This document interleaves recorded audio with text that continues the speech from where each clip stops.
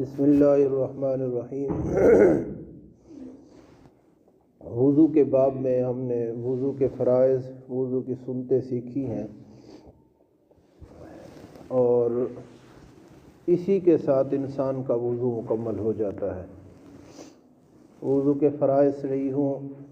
وضو کی سنتیں صحیح ہوں تو وضو مکمل ہوتا ہے۔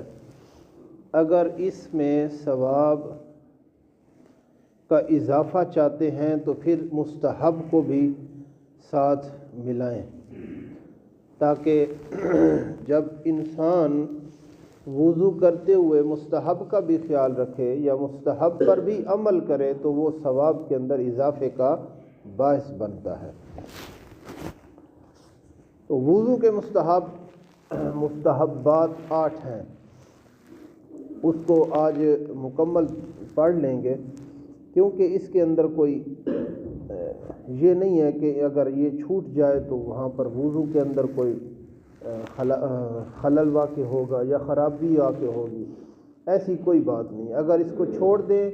تو کوئی حرج بھی نہیں ہے، وضو اسی طرح مکمل ہوگا اور کامل ہوگا۔ سب سے پہلے ہے گردن کا مسح کرنا، جو ہم نے فرائض کے اندر بھی سیکھا تھا، پھر اس کے بعد سنتوں کے اندر بھی بیان ہوا ہے، اور آج مستحب کے اندر بھی بیان ہو رہا ہے۔ پورے سر کا مسح کے ساتھ ساتھ گردن کا مسح کرنا مستحب ہے۔ قبلے کی طرف منہ کر کے بیٹھنا، وضو کرتے وقت انسان کا رخ قبلے کی طرف ہو تو یہ زیادہ ثواب کا باعث بنتا ہے۔ اسی طرح پاک اور اونچی جگہ پر بیٹھ کر وضو کرنا۔ پاک اور اونچی جگہ پر اس لیے بتایا گیا ہے کیونکہ جہاں پر انسان ناپاک جگہوں پر بیٹھ کر وضو کرے گا تو ظاہری سی بات ہے کہ وہ پاک پانی، مستحب پانی اور اچھا ایک جس طرح ہم دوسرے پانی سے اس کو اچھا درجہ دے دیتے ہیں،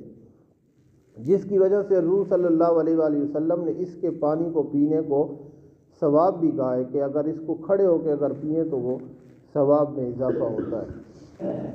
تو اسی طرح اگر اس پانی کو اگر ناپاک جگہ پر گرائیں گے تو یہ ایک اچھا عمل نہیں ہے۔ اسی طرح اسی کے اندر دوسری چیز بھی لکھی ہے کہ اگر آپ مستحب اس پر عمل نہیں کریں گے، مطلب اس کے اندر کوتاہی کریں گے تو ظاہری سی بات ہے ناپاک جگہ والی چھینٹیں انسان کے کپڑوں کے اوپر آئیں گی۔ پانی تو پاک ہے لیکن جب وہ نیچے زمین پر ناپاک جگہ پر لگ کر، چھوٹے پیشاب والی جگہ ہوتی ہے، وہاں پر لگ کر دوبارہ چھینٹیں اگر کپڑوں پر پڑیں گی تو وہ انسان کے کپڑے بھی ناپاک ہوں گے۔ تو اسی وجہ سے انہوں نے پاک اور اونچی جگہ پر بیٹھ کر وضو کرنے کو مستحب قرار دیا ہے۔ اسی طرح پانی بہاتے وقت اعضاء پر ہاتھ پھیرنا۔ اعضاء پر ہاتھ پھیرنا اس لیے لکھا گیا ہے کہ بعض اوقات ایسی جگہ ہوتی ہے خشک جہاں پر انسان کا پانی نہیں پہنچتا، ملنے کے ساتھ علاوہ سردی کی وجہ سے جسم سکڑا ہوا ہوتا ہے، اگر پانی بہائیں گے تو وہ جلد تک نہیں پہنچے گا، بالوں سے ہوتا ہوا نیچے گر جائے گا۔ تو جب ہاتھ اعضاء کے اوپر ملیں گے تو وہ اچھی طرح سے اعضاء اور جسم جو ہوتا ہے جلد وہ گیلی ہو جائے گی۔ اسی طرح بغیر ضرورت کے دوسروں سے مدد نہ لینا، مطلب انسان بالکل تندرست ہے، اس کے ہاتھ پاؤں سلامت ہے، سب کچھ سلامت ہے، اور وہ جان بوجھ کر ہی کہہ رہا ہے کہ آپ پانی ڈالیں اور میں وضو کروں، یا آپ میں پانی ڈالوں آپ میرے ہاتھوں کے اوپر اس طرح ملیں جلد کو تاکہ پانی پہنچ جائے۔ یہ بغیر ضرورت کے کوئی اچھا عمل نہیں ہے۔ اگر ہاتھ پاؤں سلامت ہیں، اللہ تبارک و تعالیٰ نے انسان کو صحیح سلامت اچھے جسم و تندرستی دی ہے تو وہ خود وضو کرے تاکہ اس کا ثواب مثال کر اسی کے اس کے اندر آئے، اسی کے نام اعمال میں آئے۔ ظاہری سی بات ہے دوسروں سے مدد لے گا تو وہ اس کو بھی ثواب ملے گا۔ تو یہ عمل جب انسان خود کرے گا تو وہ ثواب اس کو ہی ملے گا، خود ہی ملے گا۔ دنیا کی باتیں نہ کرنا۔ ہم بعض اوقات اس کے اندر یہ کرتے ہیں کہ وضو کرتے ہوئے ہم دوسروں سے حال پوچھ رہے ہوتے ہیں، دنیا کی باتیں کر رہے ہوتے ہیں، اور باقی جو انسان کے دن کے معاملات ہوتے ہیں، انسان دن کے اندر آج نے اس نے کیا کیا ہے، کون سے عمل اس نے سر انجام دیے، کہاں کہاں پر کیے، وہ سارا انسان دوسرے کو پورا دن کا جو تفصیلات ہوتی ہے وہ اس کو بتا رہے، بجائے اس کے کہ انسان اشہد ان لا الہ الا اللہ وحدہ لا شریک لہ اشہد ان محمدًا عبدہ ورسولہ پڑھے۔ یہ ایک شہادت بھی ہے، اور دوسرا کلمہ یعنی اللہ تبارک و تعالیٰ کا اس کے اندر ذکر بھی ہے، حضور صلی اللہ علیہ وآلہ وسلم کا ذکر ہے، حضور صلی اللہ علیہ وآلہ وسلم کے اللہ تبارک و تعالیٰ کے اکیلے ہونے کا ذکر ہے، حضور صلی اللہ علیہ وآلہ وسلم اللہ تبارک و تعالیٰ کے پیارے محبوب ہونے کا ذکر ہے۔ تو یہ جب ذکر کریں گے تو بدرجہ اولا اس کا ثواب وضو کے اندر ثواب میں اضافے کا باعث بنے گا۔ اسی طرح بچا ہوا پانی کھڑے ہو کے پی لینا، کیونکہ وضو کا پانی مستحب ہے، اچھا ہے، مطلب یہ باقی پانیوں سے اس کی نسبت زیادہ بن جاتی ہے جب انسان وضو کے لیے اس پانی کو مختص کرتا ہے۔ وضو کے لیے انسان پانی کو الگ کر لیتا ہے کہ جس سے میں نے وضو کرنا ہے، لوٹے کے اندر ہو یا کسی اور برتن کے اندر ہو، یا وہ ٹوٹی پر مثال کر بیٹھا ہو، تو وہ انسان اس نیت سے بیٹھا ہوتا ہے کہ میں اس پانی سے وضو کروں گا، تو وہ پانی باقی پانیوں سے نسبت سے اچھا ہو جاتا ہے، اعلیٰ ہوتا ہے، اس وجہ سے اس کو وضو کے لیے استعمال میں دیکھیں نا، ایک چیز ہوتی ہے کہ جس طرح ہم قربانی کا جانور ذبح کرتے ہیں، باقی بھی قربانی کے جانور مثال کر جانور ہوتے ہیں، جب اس کو ہم مختص کر لیتے ہیں کہ یہ قربانی کا جانور ہے تو وہ باقی جانوروں سے مثال کر اعلیٰ ہو جاتا ہے، اس کو ہم وہ گلے کے اندر اس کا ہار بھی ڈالتے ہیں، مثال کو اس کو رنگ بھی لگاتے ہیں، کیونکہ یہ قربانی کا جانور ہے، اللہ تبارک و تعالیٰ کی راہ کے اندر ذبح ہونا جا رہا ہے، تو اسی وجہ سے وہ بھی تھوڑا سا مختلف ہو جاتا ہے۔ تو پانی کو جب وضو کے لیے مختص کریں گے تو وہ بھی ایک باعث ثواب، باعث برکت کے لیے وہ ایک اچھا پانی ہو جاتا ہے۔ اس لیے حضور صلی اللہ علیہ وسلم نے فرمایا اس کو کھڑے ہو کر تھوڑا سا پی لینا، یہ باعث برکت بھی ہے، باعث شفا بھی ہے۔ اسی طرح وضو کے بعد کی دعا پڑھنا، وضو کے بعد اگر دعا کسی کو، ویسے تو دعا ہے اللہم اجعلنی من التوابین واجعلنی من المتطہرین، اگر یہ دعا کسی کو نہ آئے دوسرا کلمہ بھی پڑھ سکتا ہے، اشہد ان لا الہ الا اللہ وحدہ لا شریک لہ اشہد ان محمدًا عبدہ ورسولہ بھی پڑھ سکتا ہے۔ ایک حدیث مبارکہ ہے بخاری اور سنن ترمذی کے اندر یہ حدیث مبارکہ آئی ہے کہ اگر وضو کر کے آسمان کی طرف انگلی اٹھا کر اشہد ان لا الہ الا اللہ وحدہ لا شریک لہ واشہد ان محمدًا عبدہ ورسولہ پڑھا جائے تو اللہ تبارک و تعالیٰ اس کے لیے جنت کے 8 دروازے کھول دیتا ہے، وہ جس سے داخل ہونا چاہے داخل ہو سکتا ہے۔ یہ وضو کی ایک بہت بڑی ہمیں انسان کو ایک کامیابی کے راستے کے اندر لے جاتی ہے۔ انسان دیکھو، ایک صرف وضو کرنے سے اگر انسان کے لیے جنت کے دروازے 8 دروازے کھل جاتے ہیں تو انسان کے لیے اور کون سی کامیابی ہے؟ ابھی تک تو اس نے نماز ہی نہیں پڑھی،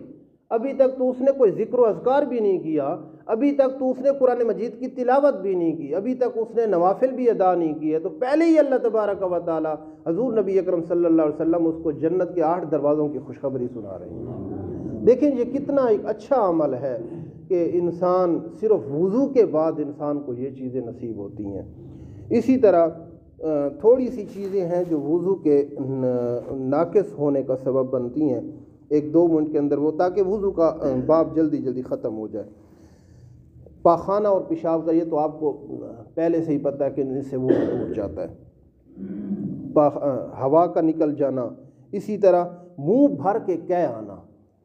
ہاں اگر انسان اپنی روزے کی حالت میں الٹی کا یہ ذکر آئے تو اس کا روزے کا بھی ساتھ بتا دوں کہ خام خواہ انسان منہ کے اندر انگلی ڈالے تو روزہ بھی ٹوٹ جاتا ہے۔ اگر خود بخود آئے تو پھر روزہ نہیں ٹوٹتا، اگر اس نے خود بخود منہ میں انگلی ڈال کر یا کوئی اس طرح الٹی کی ہے تو پھر اس انسان کا روزہ بھی ٹوٹ جائے گا۔ خون یا پیشاب کا جسم سے کسی حصے سے بھی نکل کر بہہ جانا، ایک ہوتا ہے نکلنا، ایک ہوتا ہے بہہ جانا، مطلب باقی جسم پر لگ گیا ہے، نکل کر باقی جسم پر پھیل گیا تو اس سے وضو ٹوٹ گیا۔ ہاں اگر خون کسی جگہ سے نکلا ہے، تھوڑا سا نکل کر وہاں پر خشک ہو گیا تو پھر وضو نہیں ٹوٹتا، اگر نکل کر دوسرے جسم پر لگ گیا، بہہ گیا تو پھر وضو ٹوٹ جائے گا۔ بالغ کا نماز جنازہ کے علاوہ کسی نماز کے اندر کہکا لگا کر ہنسنا، فرض نماز کے اندر یا کسی اور نماز کے اندر جو فرض کفایہ نہیں ہے، فرض عین ہے، ٹھیک ہے، ہر انسان پر اپنی اپنی فرض ہے، اس میں انسان بالغ بچے کا یا بالغ آدمی کا کہکا لگا کر ہنسنے سے نماز تو ٹوٹتی ہی ٹوٹتی ہے، ساتھ وضو بھی ٹوٹ جاتا ہے۔ اسی طرح کسی وجہ سے چوٹ لگنے سے یا کسی وجہ سے بے ہوش ہو جانا، دکھتی ہوئی آنکھ سے آنسو بہنا یا پانی نکل کر انسان کے جسم پہ لگنا، اس سے بھی وضو ٹوٹ جائے۔ ہاں، اللہ تبارک و تعالیٰ کے خوف سے یا کسی اور وجہ سے رونا اور بات ہے، آنسو نکلنا اور بات ہے۔ ہاں، دکھتی ہوئی آنکھ سے پانی بہنا یا اس سے کوئی مثال کر انسان کا کوئی جس طرح باقی مادہ ہوتا ہے وہ نکل کر انسان کا جسم کے اوپر لگ جانا، اس سے وضو ٹوٹ جاتا ہے۔ اسی طرح ایک جو مسئلہ ہے وہ روزے کا بھی سن لیں، ٹائم پورا ہو گیا۔ غسل اگر کسی پر واجب ہو جائے، رات کو سوتے ہوئے غسل واجب ہو جائے تو وہ دیکھتا ہے کہ سحری کا ٹائم بھی بالکل تھوڑا ہے، اگر سحری کرتا ہوں تو غسل نہیں کر سکتا، جو غسل کرتا ہوں تو روزہ رہ جاتا ہے، مطلب اب سحری کیسے کروں گا؟ تو اس کا یہ بعض اوقات پیش آتا رہتا ہے انسان کو کہ پہلی وہ سحری کرے، سحری کر کے روزہ بند کر لے، اس کے بعد آرام سے غسل کر کے نماز پڑھ لے۔ ٹھیک ہے، یہ نہیں ہے کہ مثال کر وہ روزہ چھوڑ دے، کہتا ہے کہ میں صبح غسل کرنے لگ گیا تھا لہذا سحری نہیں کر سکا، ٹائم ختم ہو گیا تو سحری نہیں کی تو روزہ نہیں رکھنا۔ تو یہ غلط بات، یہ نہیں ہے کہ انسان ناپاک جسم کے ساتھ روزہ رکھ نہیں سکتا، روزہ رکھ سکتا ہے، نماز نہیں پڑھ سکتا، قرآن مجید کی تلاوت نہیں کر سکتا۔ روزہ ایک اندرونی چیز ہے، یہ نہیں ہے کہ ظاہری طور پر اس نے کوئی عمل کرنا ہے، ظاہری طور پر عمل نہیں کرنا۔ انسان کے دل کے اندر روزہ مطلب انسان نے کھانا پینا وہ چل، اب انسان کسی کو دیکھتا ہے تو اس کو پتہ ایسے نہیں چلتا کہ آپ کا روزہ ہے یا نہیں جب تک وہ بتائے نہیں، ایسا عمل ہے انسان کا، جس وجہ سے اللہ تبارک و تعالیٰ نے فرمایا الصوم لی وانا اجزی بہ، روزہ میرے لیے ہے اور میں اس کی جزا دوں گا، کیونکہ وہ انسان کا ایک باطنی عمل ہے جو اللہ تبارک و تعالیٰ کے ساتھ کنیکٹ تعلق رکھتا ہے۔ تو اس وجہ سے وہ پہلے سحری کرے، آرام سے سحری کر کے روزہ بند کر لے، اس کے بعد نہا لے، اور اس کے بعد ٹائم صبح کے ٹائم ختم ہونے سے پہلے صبح کی نماز پڑھ لے، تو یہ ایک اچھا طریقہ کار ہے۔ اللہ تبارک و تعالیٰ ہم سب کو عمل کی توفیق کرائے۔